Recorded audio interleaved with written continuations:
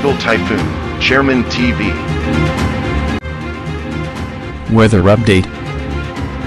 Helping homeless people. Please subscribe.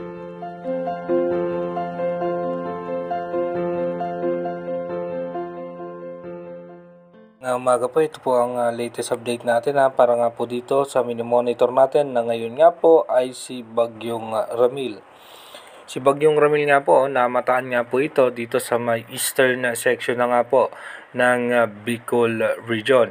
At tinataglay nga po nito yung lakas na aabot sa 45 km per hour malapit sa gitna at may pagbugso po yan na aabot na 55 km per hour. Ito nga po ay kumikilos pa west-northwestward at mabagal nga yung pagkilos ni Bagyong Ramil. Posible nga po itong umabot ng tropical storm category at yung kanyang typhoon category na tsansa ay bumaba nga po pag nasa parte na po ng West Philippine Sea. Dahil nga po sa posibleng pagbugso na ng ating northeast monsoon. So iba yung pag-iingat at paghahanda nga po dito sa ating mga kababayan dahil may landfall scenario na inaasahan dito nga po kay Bagyong Ramil. Ganoon naman po ay tinaas na ang storm wind signal number 1 sa eastern portion ng Quezon, dito sa Tagkawayan, Camarines Norte, Catanduanes, Camarines Sur, Albay, and northern and eastern portion ng Sorsogon, sa Dunsol, Pilar, Castilla at City of Sorsogon, Gubat, Prieto, Diaz, and Kasiguran, Barcelona, Bulusan. Yan po yung mga storm wind signal number 1. Sa may Visayas naman, eastern portion of northern Samar, sa Lawang, Katubig, Palapag, Mapanas, Gamay, Lapinig, Pambuhan, at San Roque. Diyan po nakataas yung mga storm wind signal number 1, kaya mag-ingat na nga po yung ating mga kababayan dahil nga posible ang landfall scenario.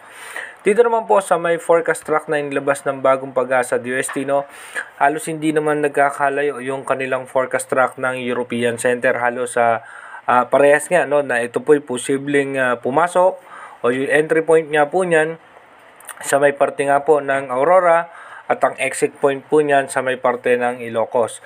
Kaya maghanda nga po yung ating mga kababayan. At ito nga po yung sinasabi nating cone of uncertainty, dyan pa rin po maglalaro yung pinakasentro nitong si Bagyong Ramil. At asahan natin, posibleng buwaba pa yan at posibleng umakyat pa. Ito naman yung forecast track ng European Center. Sa European Center naman, makikita naman po natin, halos parehas nga po yung kanilang magiging forecast track. Mas mataas lamang ng bahagya itong sa European Center. Kaya iba yung pag-iingat etong mga kababayan natin dito sa may parte ng Aurora, posibleng dumaan yan sa parte ng Iligan, Paracelis, sa pagitan ng Tugigaraw at ng Likuan Baay, at sa Kabugao, and then dito sa Lawag, Ilocos Norte. Maghanda na nga po yung ating mga kababayan dahil posible nga po na magiging mapaminsala rin po itong si Bagyong Ramil. Dumako na nga po tayo sa ating advanced weather forecast.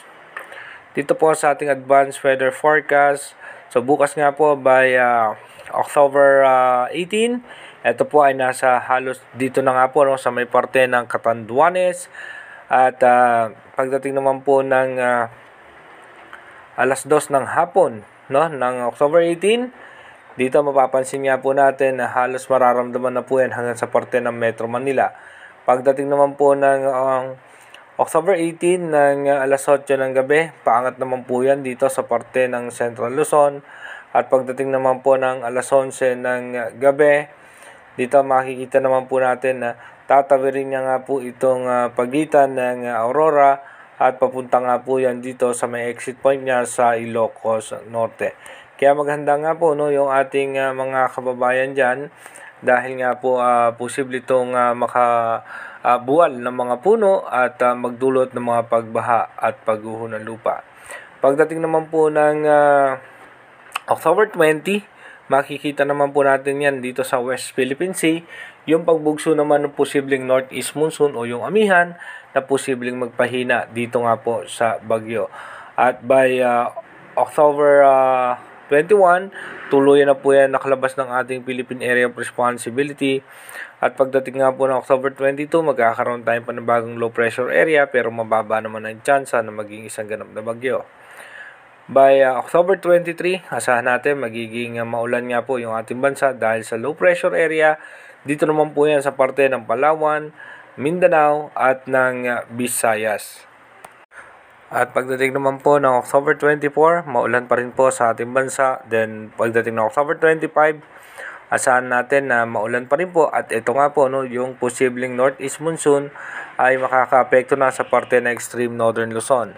Pagdating naman po ng October 26, maulan po sa eastern section ng Visayas at ng Mindanao. At pagdating po ng October 27, bahagyang lalakas na itong northeast monsoon at makaka-apekto na po yan sa northern Luzon. Pagdating po ng October 28 hanggang 29, mas lalakas pa nga itong northeast monsoon. Pagdating naman po ng October 30, asahan natin magiging mataas ang tsansa ng pagulan sa eastern section ng ating bansa, lalo na nga po pagdating ng gabi at ng madaling araw. Inuulit ko po, yung ating advanced weather forecast is possible scenario pa lamang po yan.